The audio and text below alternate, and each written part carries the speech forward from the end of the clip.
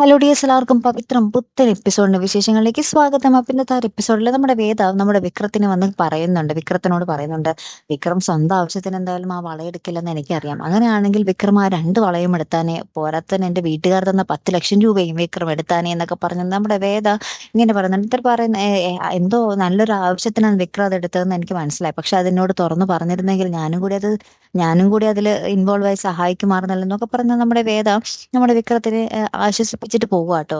എന്നൊക്കെ ഞാൻ കാരണമാണ് ഇത്രയും വലിയ പ്രശ്നമായത്, സോറി വിക്രം എന്നൊക്കെ പറഞ്ഞ് നമ്മുടെ വേദ വിക്രത്തിനോട് സോറി പറയുക കേട്ടോ. അതിനുശേഷം നമ്മുടെ ആ ഒരു വീട്ടിലേക്ക്, വിക്രത്തിന്റെ വീട്ടിലേക്ക് ജീന വരുവാണ്. ജീന നമ്മുടെ വിക്രത്തിന്റെ ബെസ്റ്റ് ഫ്രണ്ട് ആട്ടോ. അപ്പൊ ജീന വന്ന കാര്യങ്ങളൊക്കെ പറയുന്നുണ്ട്.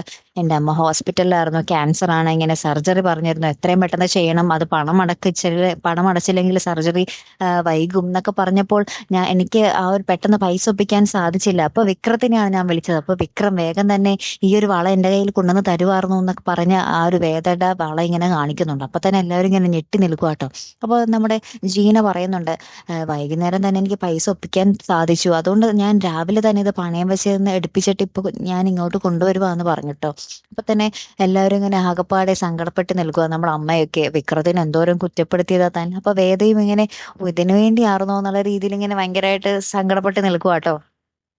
അപ്പൊ നമ്മുടെ വിക്രം വരുന്നുണ്ട്. അപ്പൊ വിക്രം വരുമ്പോ തന്നെ നമ്മുടെ ജീനയോട് ചോദിക്കുന്നുണ്ട്, അമ്മക്ക് ഇപ്പൊ എങ്ങനെയുണ്ട് എന്നൊക്കെ ചോദിക്കുമ്പോൾ ഇപ്പൊ കുഴപ്പമൊന്നും ഇല്ലാടെ, എന്നാലും ICU തന്നെയാണ് എന്നൊക്കെ പറയുന്നുണ്ട്.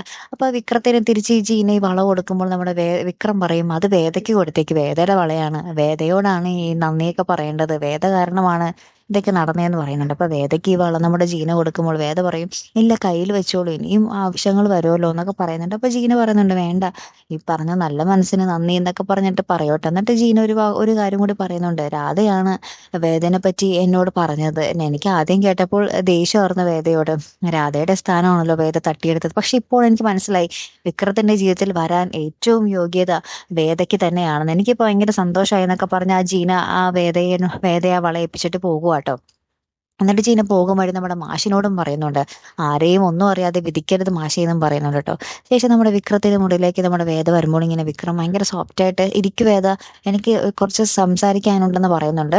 അങ്ങനെ എന്നിട്ട് നമ്മുടെ വിക്രം ഒരു കാപ്പി ഇടട്ടെ എന്നൊക്കെ ചോദിച്ച് ഭയങ്കര ഫ്രണ്ട്സ് ആയിട്ട് ഇപ്പൊ പോകും കേട്ടോ നമ്മുടെ വേദയായിട്ട്. അപ്പൊ വേദ പറയുന്നുണ്ട്, ഞാൻ വിക്രത്തിനെ അഭിനന്ദിക്കാൻ വന്നതാണ്, ഏറ്റവും നല്ല കാര്യം തന്നെയാണ് വിക്രം ചെയ്തത് എന്നൊക്കെ പറഞ്ഞിട്ട് അഭിനന്ദിച്ചിട്ട് പോകുക കേട്ടോ.